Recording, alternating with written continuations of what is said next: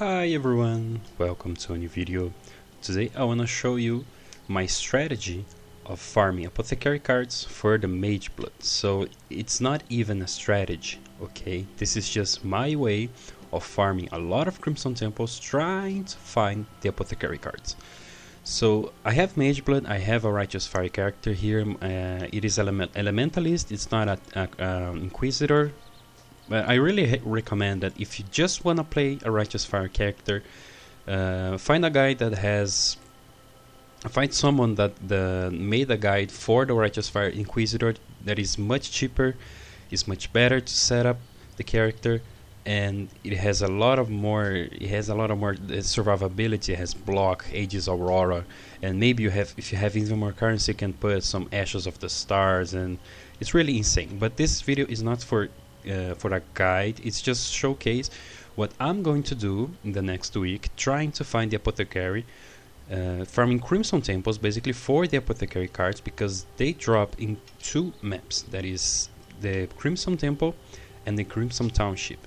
So I just made a quick kind of strategy here, for example Singular Focus, just to get Crimson Temple maps. So I can only drop Crimson Temple maps. I cannot drop any other map, and I have some kind of content that I wanna run. So I'm gonna run Crimson Temple here, of course. It's not even that ridiculous of modifiers. Oh, that's fine. So I'm currently sitting at, I think, 2 million DPS, Cyrus DPS, and it's okay to do. It's fine. The DPS and survivability is fine to farm a lot of Crimson Temples, because I mean I have like I think 90 max res of fire, but like lightning and cold I have 78% of maximum resistance. I'm not even chaos res capped. I have a lot of armor and evasion though, so here are the stats, and the damage is not that insane, but it's really nice. Sorry for the FPS drop here. Okay, now I think that's fine. So I just wanna a build that I can go in, farm the map, and go out, and don't really care about too much stuff. And I have an Impulsa, so I have some really good items. For example, this scepter here, that is insane. It's really big. But I could invest more into the build, trying to fight some bosses and trying to, I don't know, get anything else. But I just want to go into the Crimson Temple map. Look, I dropped one here. I just want to farm some Crimson Temple maps and have a good fun with the build. And basically that's it. And the Righteous Fire, I think, is the most... I can't remember when was the last time I ever played a build that is so smooth in terms of playstyle, and the clear speed is really nice with the Impulsa, with the chain, with the shock chains and explosions. It's really good.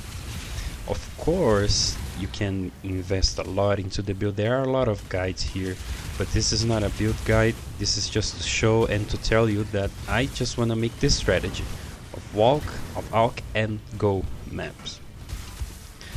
And of course I know there are a lot of strategies out here that says, oh, you want to do this, and you have to buy those scarabs, and you have to get those at less passive points, and you have to do this kind of content to get the apothecary card. But I don't care. I just want to go in and do the content that I want, because now we can basically drop the content. We can filter what we want to do in the game, what content we want to play.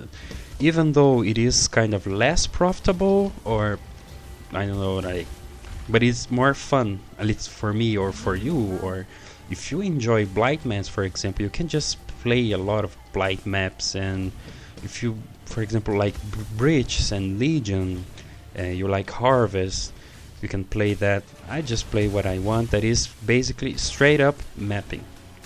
So it's just mapping, go in and fight the boss, trying to find some apothecary cards. Of course I didn't found any, but I think I'm gonna try a little bit of more maps, just like 1 week straight of doing Crimson Temple maps. Alright, So if you're interested in this build, it is Righteous Fire using an Impulsa. It is +2 level socketed AoE gems, and actually I bought +2 level socketed duration gems, and I was very happy. I recolored it, spent a lot of Vol orbs and chromatic orbs trying to get the right colors. I got it, and I put the chest, put the links, and my Righteous Fire DPS didn't got higher. And then I saw Righteous Fire doesn't have a duration tag, so I just had to resell the item and buy the right, which is the socketed AoE, or it can be like socketed spell or fire gems. But my items here are really good. I have an enchant of Righteous Fire Area of Effect, and I have a lot of Area of Effect on my tree. I could even go with a lot more Area of Effect, but that's the way that it works. It is fun, it's fast. Of course I use a Mageblood. You don't really need a Mageblood to play Righteous Fire, but if you're playing Elementalist, and basically any ascendancy that isn't the Inquisitor, because Inquisitor have a lot of life regen, or even a chieftain, or I don't know. That's the two ascendancies that come into my head, that comes into my head in terms of Righteous Fire. But I use a Mageblood. I have some flask here to balance my resistance and get less damage taken, and to get some more armor, damage mitigation, chance to evade, and to get some chaos resistance. I actually have to get more chaos resistance. I'm gonna get that in the next point here, Student of Decay, and probably gonna get a jewel with some chaos resistance, but that's it. I'm not gonna invest a lot more into this build. That's the point where I think it's okay, and I could invest more into it. For example, get a +2 amulet, but I think that's fine, and that's the way I want to play it. Alright, so I see you probably in the next week of showing how many apothecary cards I found, and I think it will be 0. Alright, so see you in the next video, guys.